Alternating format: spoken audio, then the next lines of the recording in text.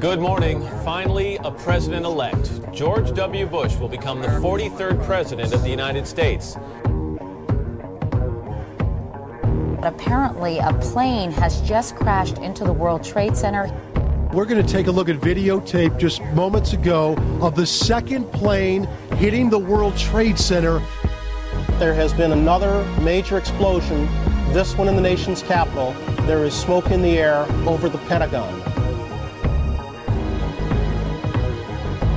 We are getting information now that one of the other buildings, Building 7 in the World Trade Center complex, is on fire and has either collapsed or is collapsing. Building 7 I often hear about. No plane hit Building 7. Why did Building 7 come down? What do you tell people? What is Building 7? Or what, was it Building 5 or the building that wasn't hit by the plane? Building 7. I have no idea. I've never heard that.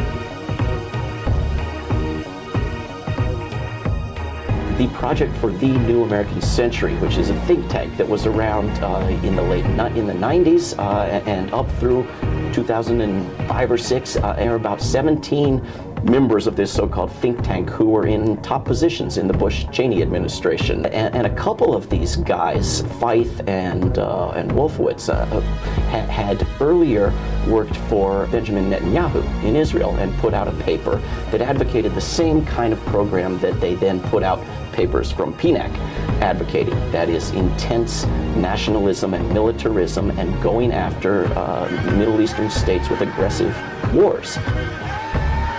There are several key papers that they published, and the biggest one maybe was in 2000 called Rebuilding America's Defenses, as if they needed to somehow be rebuilt.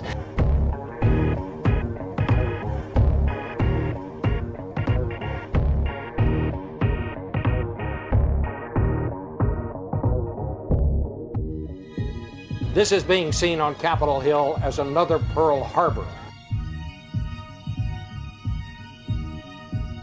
Israel's former Prime Minister Benjamin Netanyahu has publicly said the September 11th attacks have been good for Israel. In the days after the September attacks, there were countless rumors about strange coincidences surrounding the events. One report about a group of Middle Eastern men spotted the morning of September 11th parked just across the river from New York City has not gone away. Investigation of their presence has led to questions about whether Israel was conducting espionage on U.S. soil.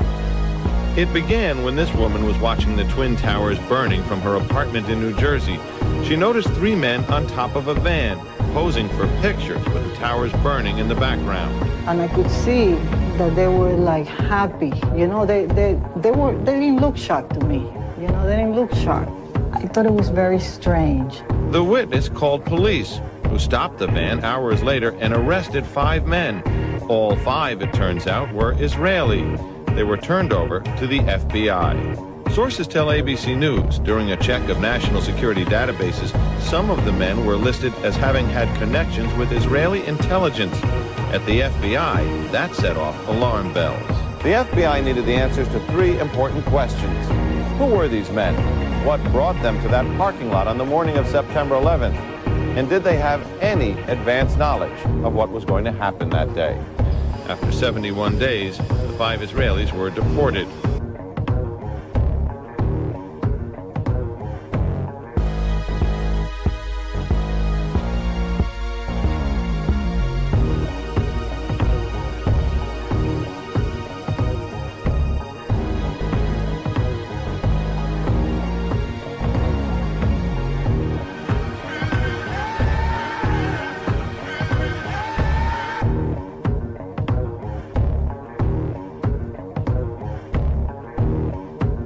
Some U.S. investigators believe that there are Israelis again very much engaged in spying in and on the U.S. who may have known things they didn't tell us before September 11th. The first part of the investigation focuses on Israelis who say they are art students from the University of Jerusalem and Bezalel Academy. They repeatedly made contact with U.S. government personnel, the report says, by saying they wanted to sell cheap art or handiwork. Documents say they, quote, targeted and penetrated military bases, the DEA, FBI, and dozens of other government facilities, and even secret offices and unlisted private homes of law enforcement and intelligence personnel. The majority of those questioned, quote, stated they served in military intelligence, electronic surveillance intercept, and/or explosive ordnance units. Lobby, there was no lobby. So I believe the bomb hit the lobby first, and a couple of seconds in the first plane hit. It just went ba-boom, it was like a bomb went off. And another explosion came right from it, just everyone flying. There were numerous secondary explosions taking place in that building. There were continuous explosions. No, the first explosion, and there was a second explosion in the same building. There were two explosions. Okay. There was another explosion that took place in one of the towers here. So obviously, according to his theory, he thinks that there were actually devices that were planted in the building. And you heard the boom, boom, boom, boom, boom, boom. Floor by floor, instead of popping out. It was if they had detonated. They were planning to take down a building. Boom, boom, boom, boom, boom, boom, boom. From the corner, boom, boom, boom, boom, boom, boom, boom, boom, boom. Just like 20 straight hits. And as the bombs were going, people just started running. And I sat there and watched a few of them explode.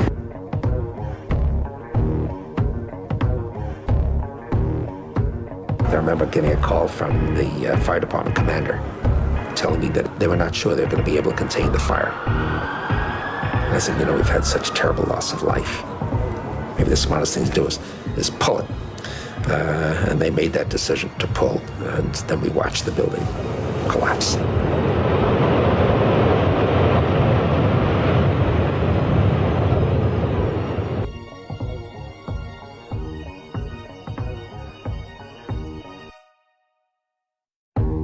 In 2002, the Pentagon was infiltrated by Mossad. They did not need any identification to get through the river entrance of the building. They went upstairs to Douglas Feith. Occasionally, they went to the second most powerful man, Paul Wolfowitz, the Deputy Secretary of Defense, and they had run of the Pentagon. Donald Rumsfeld, the Secretary of Defense, said to my boss one time, "Hell, I don't run my building. Mossad does." About 10 days after 9/11, I went through the Pentagon and I saw Secretary Rumsfeld and Deputy Secretary Wolfowitz. I went downstairs just to say hello to some of the people on the joint staff who had used to work for me. And one of the generals called me and he said, "Sir, you got to come in. You got to come in and talk to me a second." He says, "We've made the decision. We're going to war with Iraq." This was on or about the 20th of September. So I came back to see him a few weeks later. And by that time, we were bombing in Afghanistan. I said, "Are we still going to war with Iraq?" And he said, "Oh, it's worse than that."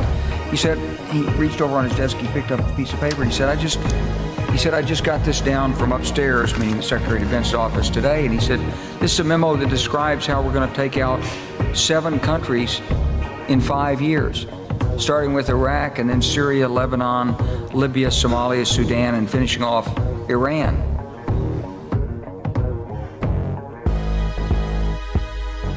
Obviously, we'd like to see a regime change, at least I would, in Iran, just as I would like to see in Iraq. The question now is a practical question. What is the best place to proceed? It's not a question of whether Iraq's regime should be taken out, but when should it be taken out?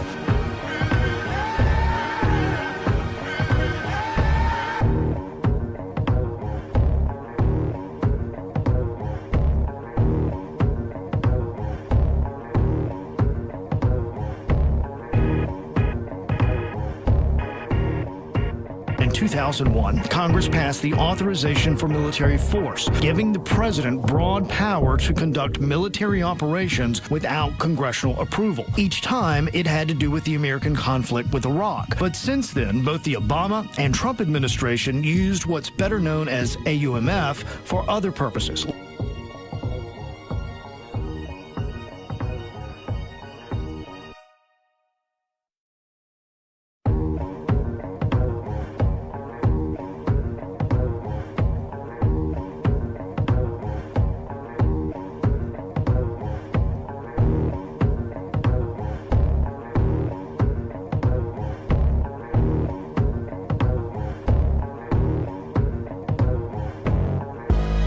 Iran cannot have a nuclear weapon. They can't have a nuclear weapon. Very simple. So the only way that Iran will be stopped is if there is a credible military threat that ideally would be backed by the United States. President Trump has just announced on social media that the U.S. has just completed 3 successful attacks on 3 nuclear sites in Iran.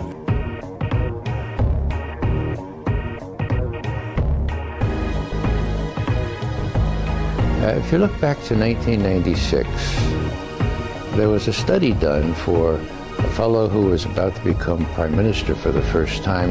His name was Netanyahu. It was completed mostly by Americans.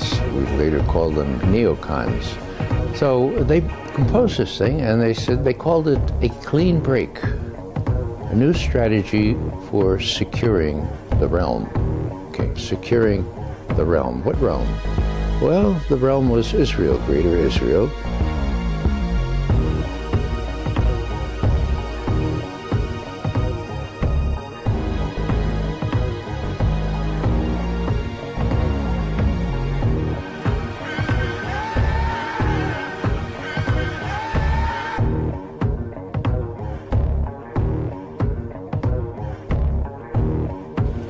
מה זה? זה הוויז'ן שלי, זה אחד הדברים שחלמתי עליהם, מפת הארץ המובטחת. יפה. הגיע הזמן, קוראים לזה ירושלם. אני לא נותן את זה לך, אני מעניק את זה לך כדי שתיתן את זה לארצך שרה. תודה רבה. אתה מתחבר לחזון? מאוד. באמת? מאוד. זה ישראל השלמה. There is no possibility of conducting a